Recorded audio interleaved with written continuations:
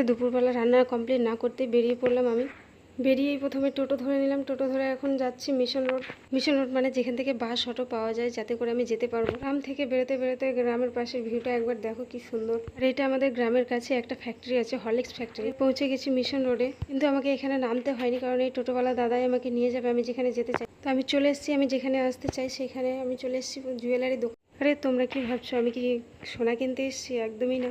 আসার সময় যে নূপুর জোড়া তোমাদের দেখালাম, সেটা আমার পায়ে অনেকটাই বড় হয়ে গেছে, সেটাকে কেটে ছোট করার জন্য তো যাই হোক, আমার কাজ হয়ে গেছে, আমি আবার চলে আসলাম। দেখো টোটো ধরে আমি চলে আসলাম। আর জুয়েলারি দোকানে আসার পরে বৃষ্টি হয়েছিল, সেই জন্য পুরো রাস্তার পাশে জল ভরে গেছে। তো যাই হোক, আমি বাড়ি পৌঁছে খাওয়া দাওয়া করে নিলাম, কারণ আমি রান্না করে না খেয়ে বেরিয়ে গেছিলাম। বিকেলের কাজ বাজগুলো সব কমপ্লিট করেছি, কিন্তু কোনো ভিডিও করা হয়নি। তারপর মেয়েকে তেল মালিশ করে দিয়ে যে জামা পরিয়ে দিচ্ছি। আর মেয়েটা এত দুষ্টু হয়েছে আর কোনো বলার কথা। তো আজকে একটা মিশো থেকে পার্সেল এসেছিলো, সেই পার্সেলটা আমি আনপ্যাক করি। আর তোমরা ভিডিওটিতে একটি লাইক, কমেন্ট এবং সাবস্ক্রাইব